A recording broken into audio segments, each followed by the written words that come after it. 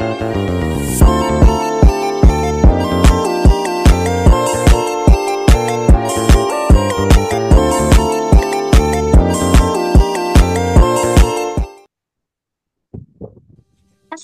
warahmatullahi wabarakatuh. Kami dari kelompok 2, di sini kami memaparkan materi mengenai asesmen non-tes tipe checklist. Kami dari kelas PM 2023F. Nah, sebelumnya perkenalkan, nama saya Syaratu Cayantias, NIM 041. Saya Andini Ainur Rahmat dengan NIM akhir 098. Saya Atwal dengan nomor NIM 116. Saya Sohibudaro Jatirofia dengan NIM belakang 156. Next.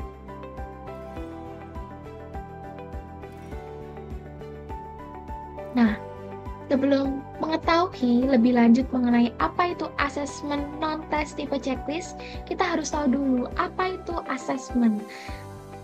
Nah, kalau mengingat soal asesmen, kita harus ingat 3 kata kunci. Next. Ada pengumpulan, pengolahan informasi, dan bahan refleksi.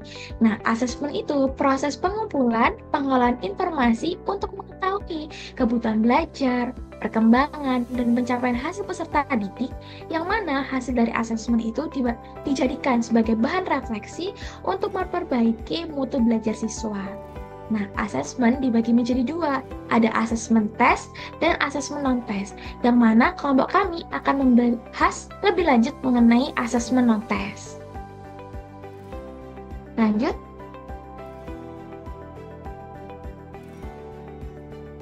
Asesmen non-tes adalah teknik yang mengenali dan memahami peserta didik sebagai individu atau sebagai pribadinya sendiri, yang mana hal ini tuh perlu diketahui perlu dilakukan untuk memahami dan juga mengenal peserta didik. Jadi kita sebagai guru itu tidak hanya mengetahui atau memahami peserta didik hanya dari tingkat kognitifnya saja, tapi kita harus tahu karakteristiknya itu bagaimana, lingkungan yang dimiliki peserta didik itu seperti apa. Next.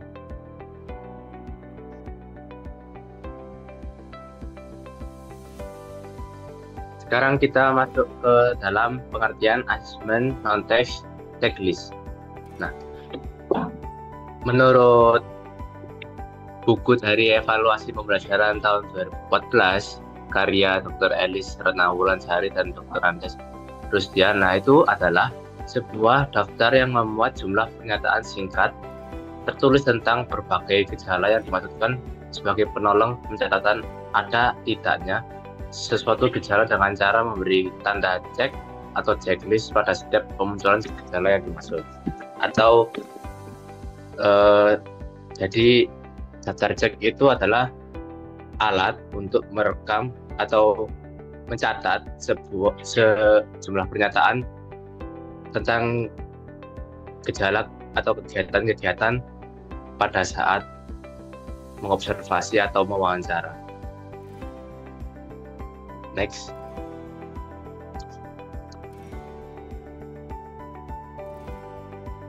Nah, tadi kan sudah dijelaskan pengertian dari asesmen non-tes checklist. Selanjutnya ini akan membahas mengenai kelebihan dan kekurangan dari checklist tersebut. Nah, di sini saya akan membahas kelebihannya terlebih dahulu. Yang pertama yaitu efisien. Nah, dengan menggunakan daftar cek atau checklist ini, para pendidik atau konselor bisa memperoleh banyak informasi dalam waktu yang singkat.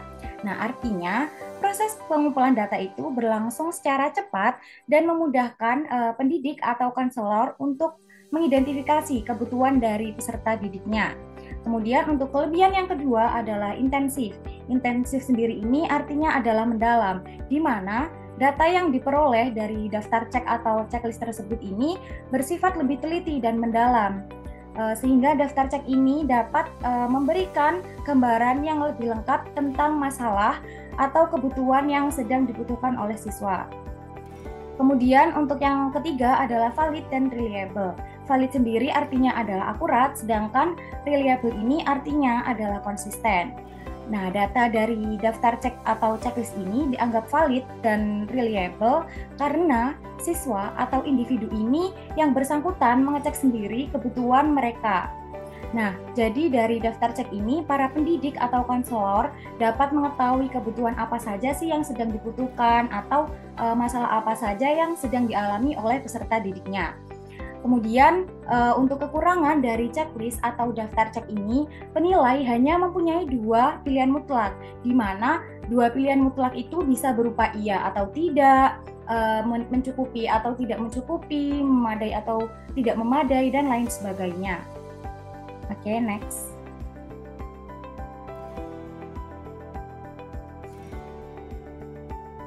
Bagaimana sih pengadministrasian pada asesmen non-test checklist ini? Jadi, pengadministrasian itu yang pertama ada penyusunan. Nah, bagaimana sih menyusun checklist ini? Yang pertama harus ada tujuan pelaksanaannya. Nah, mengapa harus ada tujuan pelaksanaan? Agar kita tahu arahnya ini mau kemana. Dan tujuan ini nanti akan terhubung dengan pertanyaan atau pernyataan yang akan kita bagi kepada peserta didik yang akan kita amati, seperti itu. Yang kedua, adanya format pada tes. Nah, format ini isinya berupa jenis. Jenis ini yang dimaksud adalah pilihan di checklist, yaitu misal menggunakan ya atau tidak, atau dapat dan tidak dapat, atau sebagainya. Yang kedua, adanya waktu. Nah, kita ingin pelaksanaan checklist ini selang berapa lama, misal 10-15 menit. Yang ketiga, ada jumlah pertanyaan. Nah, jumlah pertanyaan atau pernyataan. Kita ingin membuat pertanyaan atau pernyataan berapa, misal 6 pertanyaan atau 6 pernyataan. Yang keempat, ada media. Nah, kita ingin menggunakan media apa, misal media kertas. Yang ketiga, adanya pertanyaan atau pernyataan. Nah, di sini pertanyaan atau pernyataan harus berhubungan dengan tujuan yang sudah kita susun sebelumnya. Nah, yang kedua, di pengadministrasian ini ada pelaksanaannya. Bagaimana sih pelaksanaan asesmen non-test checklist ini?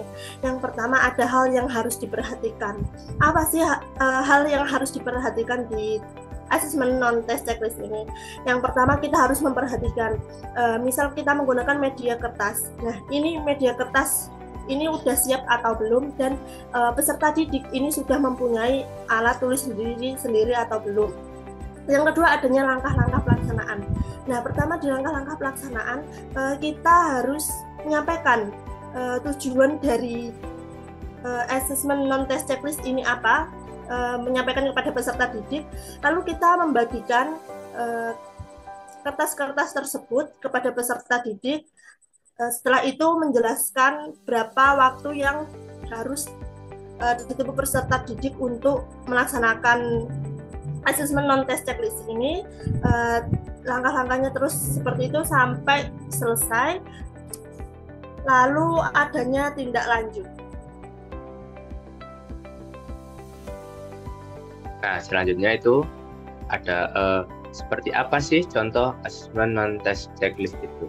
Jadi, checklist itu juga digunakan pada contoh penilaian asesmen non-test seperti unjuk kerja, wawancara, angket, dan penilaian sikap.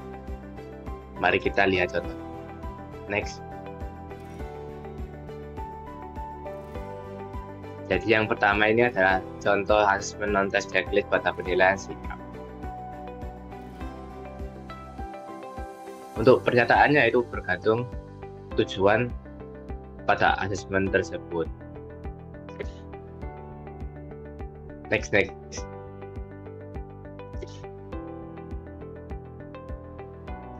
Lalu kedua ada asesmen non-test checklist pada unjuk kerja.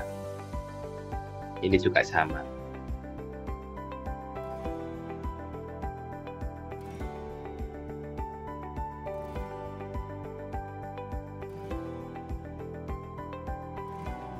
Next.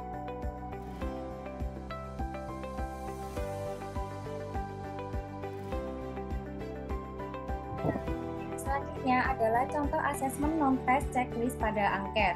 Nah, sama seperti yang sebelumnya, jadi kalau kita menyusun deskripsi atau pernyataan itu harus sesuai berdasarkan tujuan yang ingin kita buat.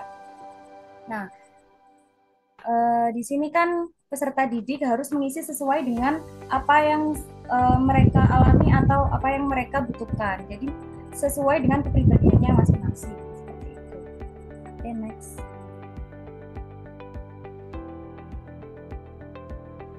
Nah, selanjutnya ini terkait penskoran atau pedoman penskoran pada asesmen non-test tipe checklist.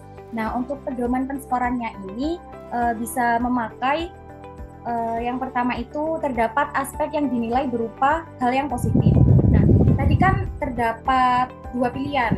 Nah, misal ya atau tidak. Jadi, kalau aspeknya ini bersifat positif, jika para peserta didik ini memilih tipe ya, nah, di sini kan ada ya, maka skornya ini 1.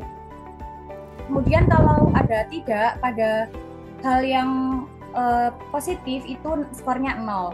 Nah, sedangkan pada hal atau aspek yang dinilai ini berupa hal yang negatif, jika peserta didik mencentang atau checklist pada opsi ya, maka skornya itu 0.